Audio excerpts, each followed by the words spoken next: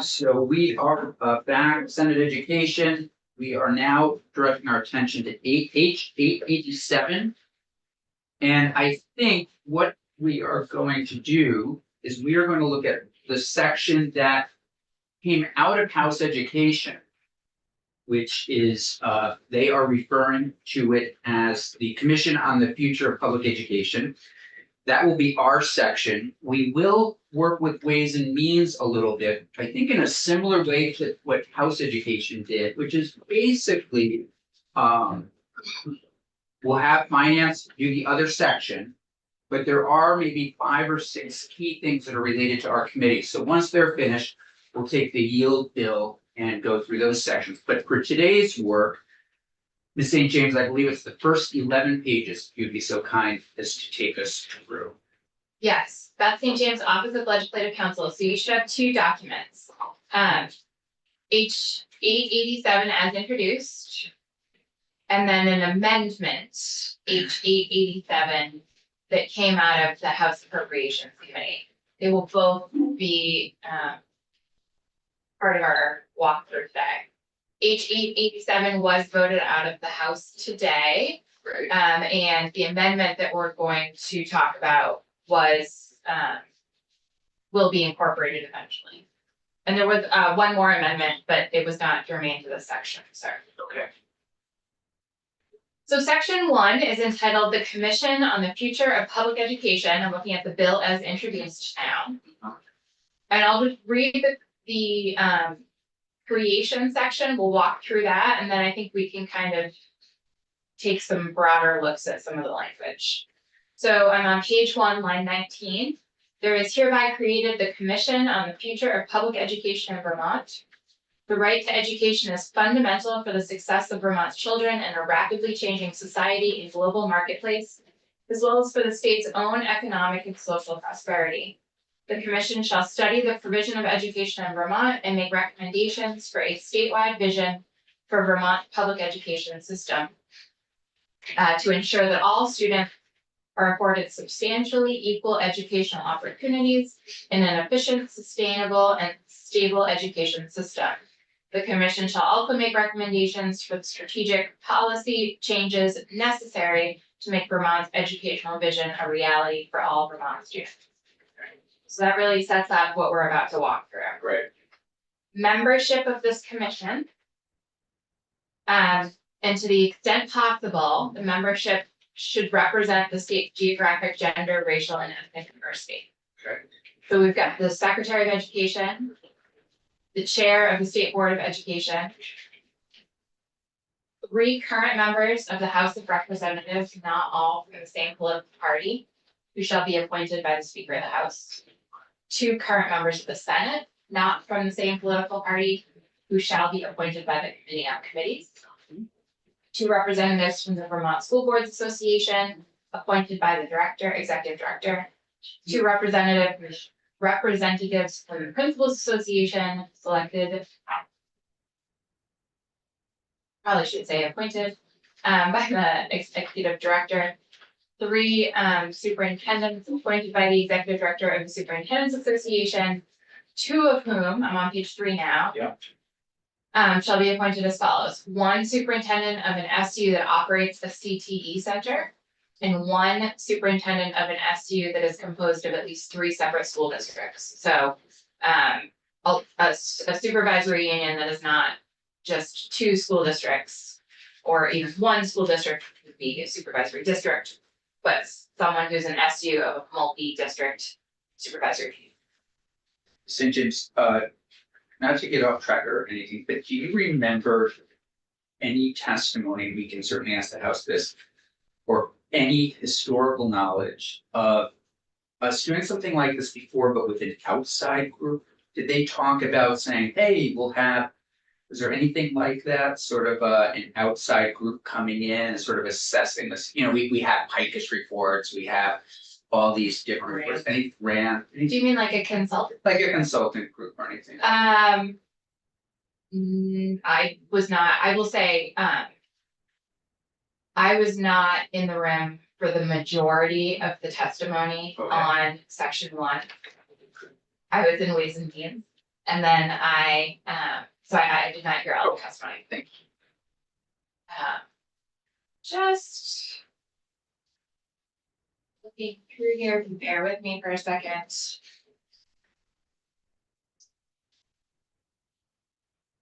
Yes, so the commission, not to spoil anything, but on page 10, subsection G, the commission is the agency is required to contract with an independent consultant to help the commission. Okay.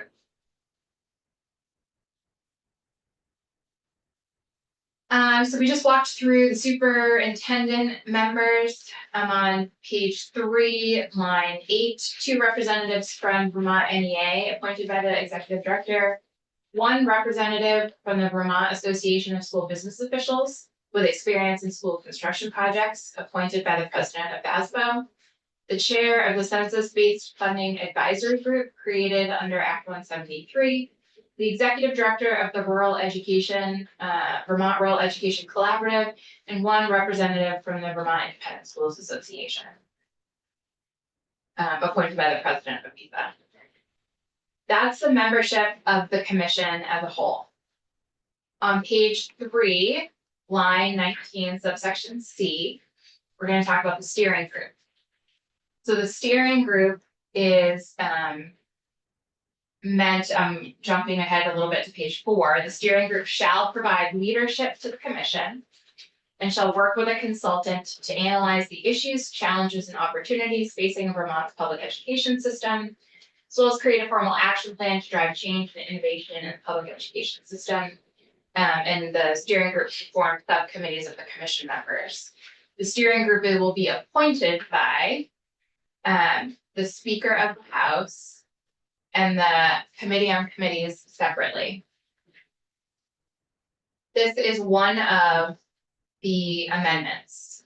So if you look at the House Appropriations Amendment, page 1, the first instance of amendment, which will be incorporated in the House passed version, is that instead of, as introduced, which is the Speaker and the President pro tem shall jointly appoint members to the steering committee, the Speaker will be charged with appointing 2 members to the steering committee or group, and the Committee on Committees will appoint 1 member to the steering commission. And then the governor still appoints 2 members to the steering group.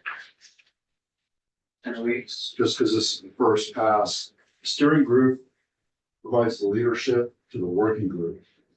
But the steering group has a different membership. It's members of the commission. Some appointed by the pro tem, some appointed by the governor. Yes, they have to pick from that list of folks we just walked through. Okay.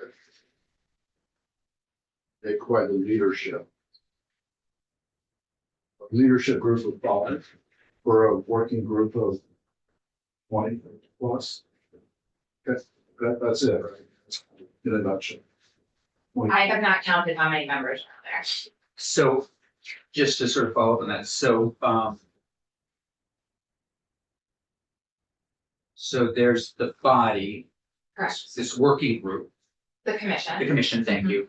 And then this other group would be called what? the steering group. The steering group, okay. And the steering group, okay. You'll look to learn more about the steering group, thank you. Are the members of the steering group also members of the commission? Yes. Okay, Thank you. And I will just say that this concept of the steering group was borrowed from, and I'm going to forget the name. The commission that looked at higher education a few years ago and the state colleges. The steering group, they were set up similarly, where they had the main group of folks at the table, and then a smaller steering group to provide leadership. And so that's where that concept came from. thank you. Now we're gonna get into the charge of the commission as a whole. So page 4, line 8, subsection D. Actually, no, we're not getting into the charge yet. We're talking about collaboration and information review. So we're almost charged. So similar to the school construction bill to HB 71. Mhm.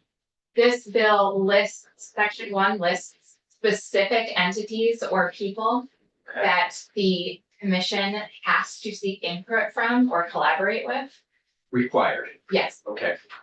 So at a minimum, the commission shall consult with Department of Mental Health, Department of Labor, President of UVM, the President of the State Colleges Corporation, and that is another amendment. That is the second instance of amendment. There are two presidents in the Vermont State Colleges Corporation, one for the university, one for CCB. So the appropriations amendment changes that on line 15 from the president to the chancellor of the Vermont State Colleges Corporation.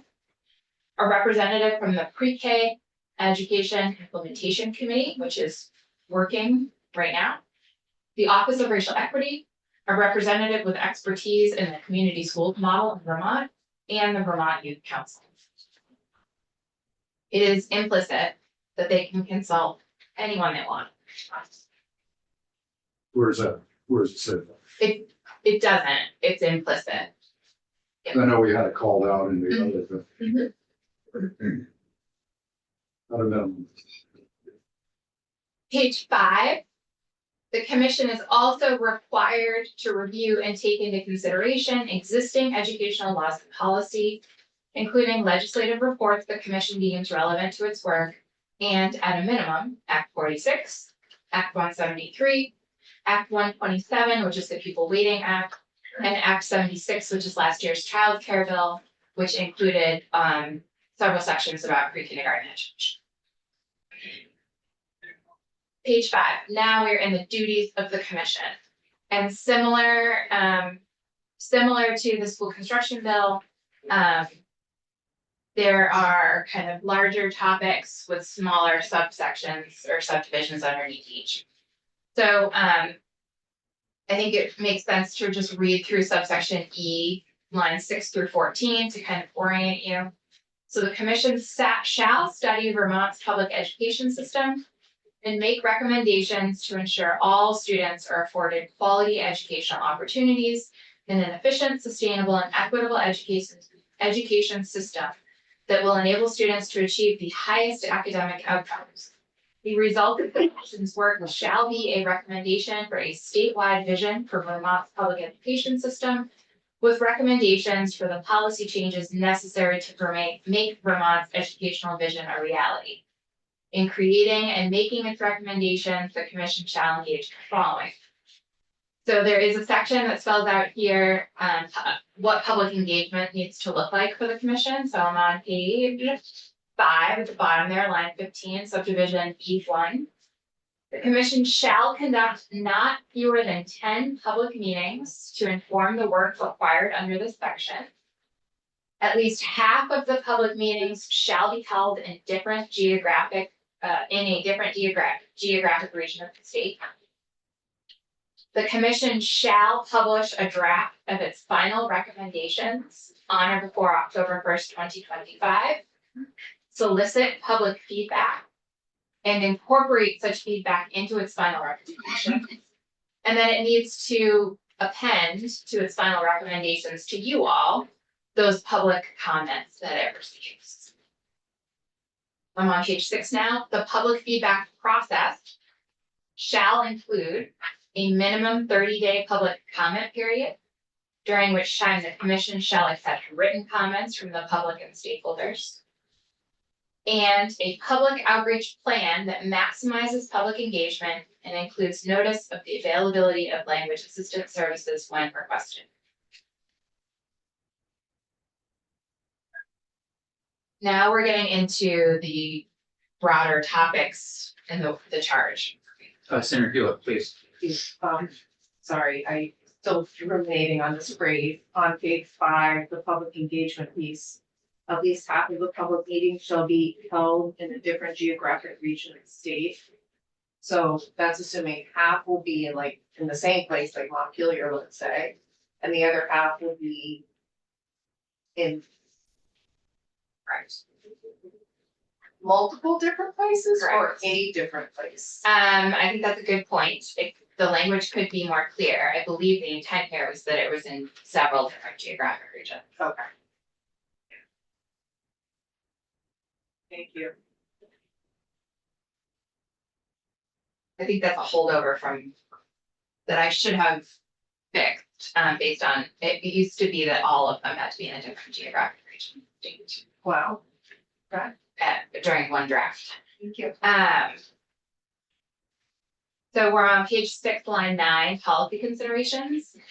In developing its recommendations, the commission shall consider and prioritize the following topics. So the first topic is governance, resources, and administration. The commission shall study and make recommendations regarding education governance at the state level, including the role of the agency of education and the provision of services and support for the education system. Recommendations under this subdivision A shall include at a minimum the following. Whether changes need to be made to the structure of the agency of education, including whether it better serves the recommended education vision of the state as an agency or a department. What are the staffing needs of the agency of education? Whether changes need to be made to the composition, role, and function of the state board in order to better serve the recommended education vision of the state. I'm on page 7 now. What roles, functions, or decisions should be a function of local control? And what roles, functions, or decisions should be a function of control at the state level? And the effective integration of career and technical education in the recommended education vision of the state. The second kind of broader topic is the physical size and footprint of the system. So the commission shall study and make recommendations regarding how the unique geographical and socioeconomic needs of different communities should factor into the provision of education in Vermont, taking into account building upon the recommendations of the State Aid to School Construction Working Group. Recommendations under this subdivision B shall include a minimum of the following. An analysis of the current number and location of school buildings, school districts, and supervisory unions, and whether additional consolidation is needed to achieve Vermont's vision for education, provided that if there is a recommendation for any amount of consolidation, the recommendation shall include a recommended implementation plan. An analysis of the capacity and ability to staff all public schools with a qualified workforce, driven by data on class size recommendations.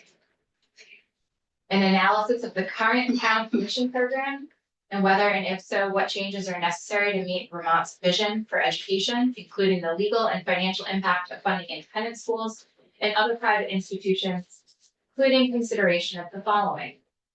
The role designation should play in the delivery. I'm on page 8, line 3.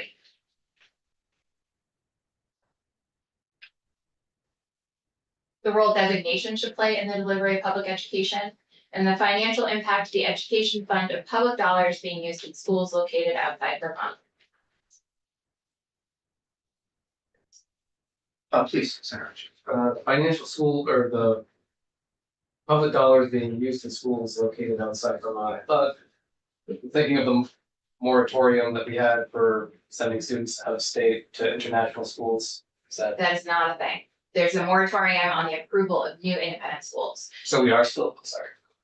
There is no restriction currently on tuition dollars being used out of Vermont. Thought we closed that off. We tried to 2 or 3 years ago. We never took it. We did have a bill, not last year, the year before, that tried to shut it, I don't remember what it was. I think it excluded, schools outside of the United States unless they were special ed related or something like that. It failed.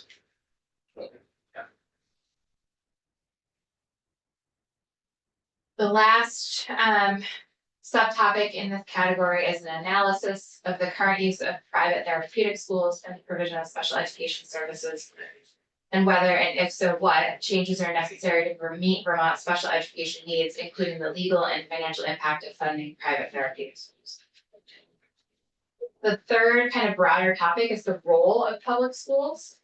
I'm on page 8, line 11. The commission shall study and make recommendations regarding the role public schools should play in both the provision of education and the social and emotional well-being of students. Recommendations under this subdivision C shall include at a minimum the following. How public education in Vermont should be delivered. Whether Vermont's vision for public education shall include the provision of wraparound supports and co-location of services. and what the consequences are for the commission's recommendations regarding the role of public schools and other service providers, including what the role of public school means for staffing, funding, I'm on page 9, and any other effective system, with the goal of most efficiently utilizing state funds and services and maximizing federal funding. The fourth topic, broader topic, is the education fund. I'm on page 9 of line 3. The commission shall explore the efficacy and potential equity gains of changes to the education funding system, including weighted educational opportunity payments as a method to fund public education. The commission's recommendations shall be intended to result in an education funding system designed to afford substantially equal access to a quality basic education for all Vermont students in accordance with Brigham. Recommendations under this subdivision D shall include at a minimum the following. Allowable uses of the education fund that shall ensure sustainable and equitable use of state funds. Can I interrupt there for a second? We talked a lot about the ed fund today. Is there anything in statute that says how we should directing us in terms of using ed fund? Yes, the education statute, section 16 VSA 4025, Yeah, very clearly says these are the uses of the ed fund. okay, And then there's what everyone either calls the poison pill or the nuclear option that says if you use money, if you take money out of the ed fund for anything other than the specifically enumerated uses, mhm. then the property tax is repealed. So do we just? Okay. So we ignore that a lot, You mean you notwithstand it? we not withstand it a lot. You have in the past, yes. Okay, thank you very much. The method for setting tax rates to sustain allowable uses of the education fund Mhm. and implementation details for any recommended changes to the education funding system. And then page 9, line 17, the last broad topic, my favorite. Anything else? How are they getting all of this information to you? Subsection F, reports and proposed legislation. So the very bottom of page 9, moving on to page 10, the commission shall prepare and submit to the General Assembly the following. So the first deliverable to you all is a formal written work plan, which shall include a communication plan to maximize public engagement, and that is due on or before September 15th of this year, 2024. The second deliverable is a written report containing preliminary findings and recommendations, including short-term cost containment considerations for the 2025 legislative session. And that is due to you all on or before December 15th, 2024. The third deliverable is a written report containing Commission's final findings and recommendations for a statewide vision for Vermont's public education system and the policy changes necessary to make that educational vision a reality. And that is due on or before December 1st, 2025.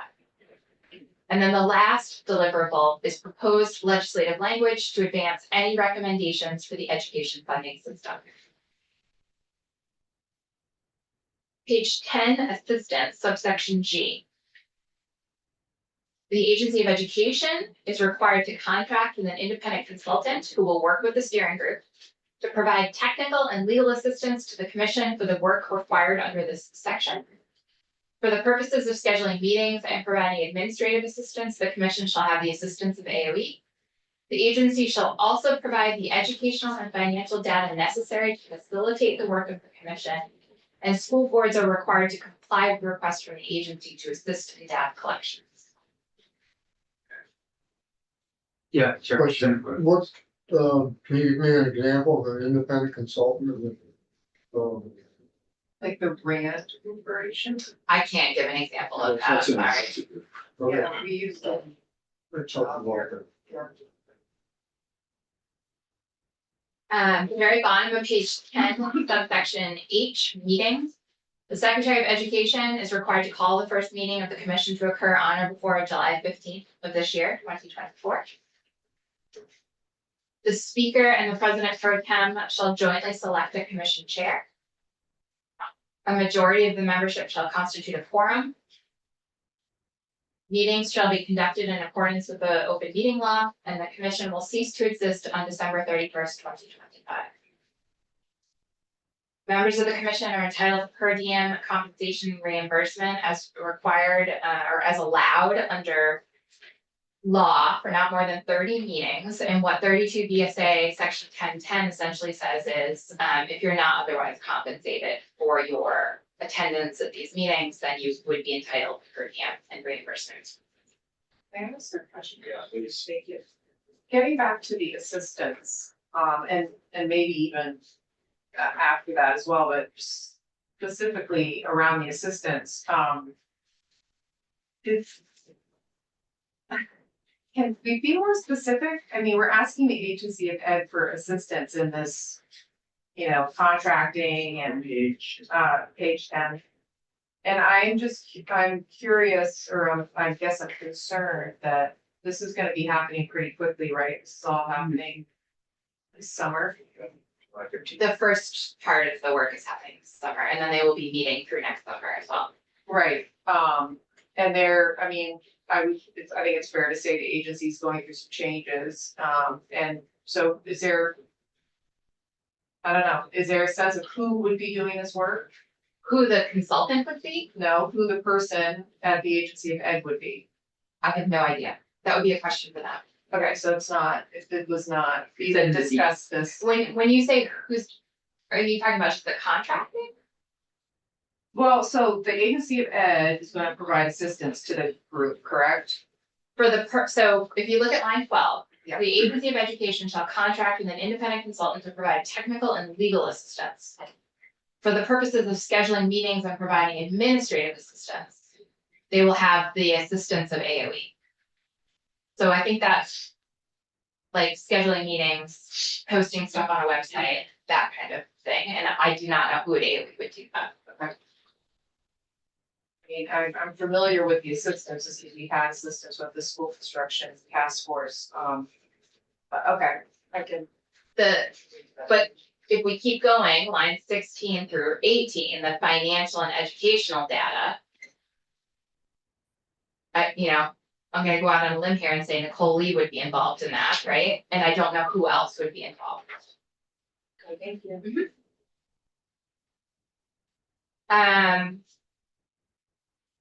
So the only other, so there is an appropriation for the consultant and the reimbursement and per diem.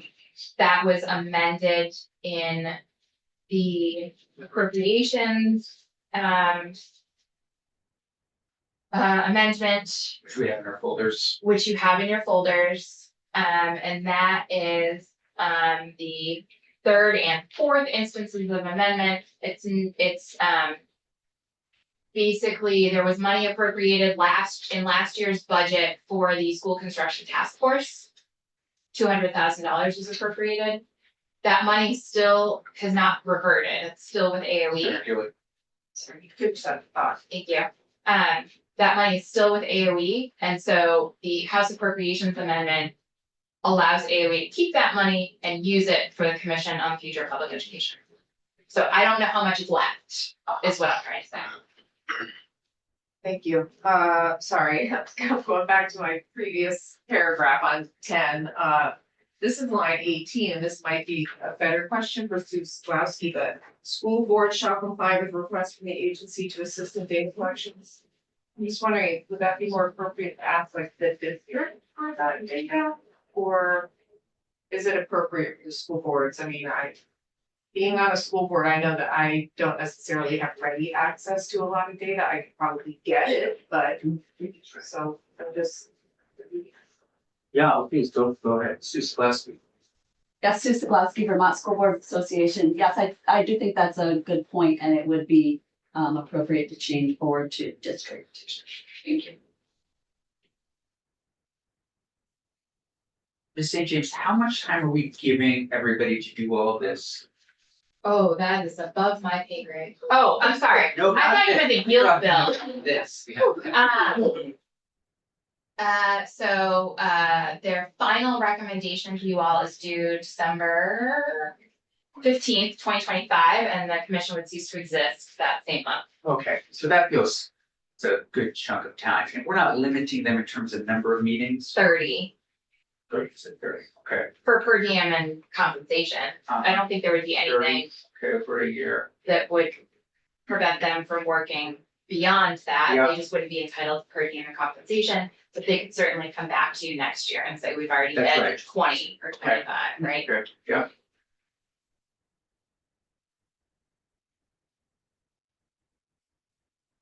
Anything else? That's it, that's section 1. Okay. Committee, any questions for Ms. St. James at this point?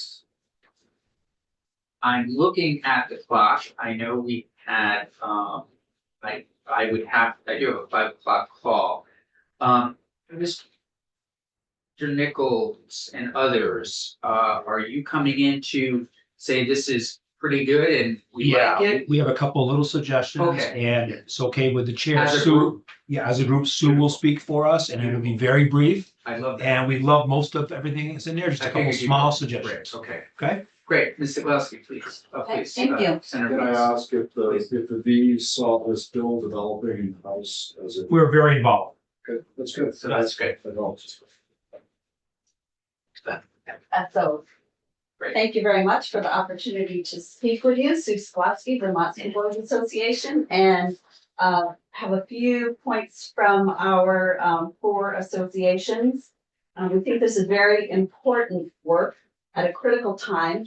And so on page 2, lines 12 and 13 of the bill, Okay. under the membership, we would like to recommend that the words "or designee" be deleted on lines 12 and 13. So it would be the Secretary of Education and the Chair of the State Board, and it wouldn't say "or designee" because we think that it's such important work that they really should both be involved, the Secretary and the Chair. And similarly, on lines 13 and 15 on page 3, the Chair of the Census-Based Funding Advisory Group, I'm sorry, which page? page 3, Line, line 13. thank you. Yeah, the Chair of the Census-Based Funding Advisory Group created under Act 173, we think also should be involved rather than "or designee." And Can I just a quick question about that? So if they can't make one meeting, they could send somebody, or does that eliminate that possibility? You know what I'm saying? right, Gosh, I'm in California.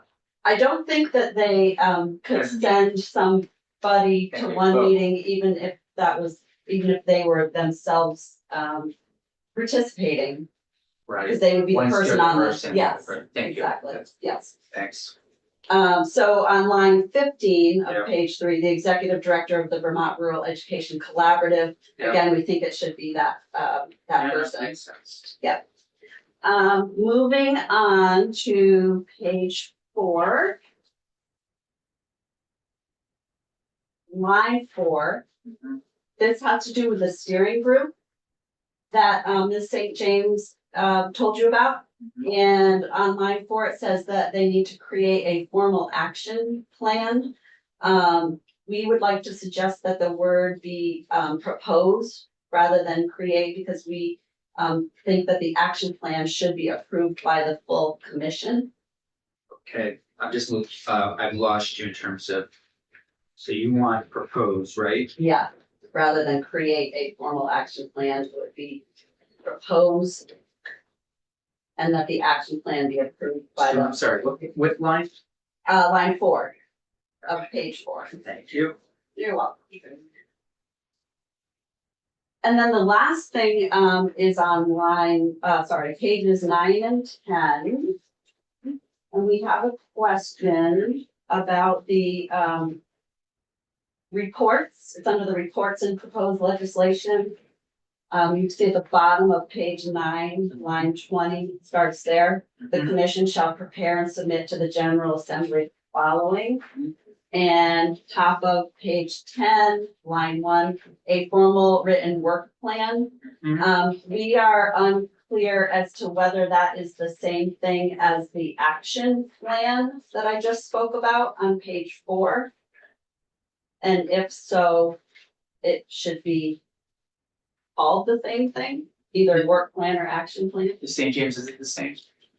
I think they were contemplated to be two different Okay, things, but we will have Rep. Conlon or Yeah. Brady and to talk. Great, That's the extent of, our, otherwise, nothing, yeah, okay, unless you hear from. No, she got it perfect. She Okay. covered it for me. great. Jeff, all set? Thank you. Thank you. Everybody. Okay, well, that No. saves a lot of time. Thank you very much. That's great.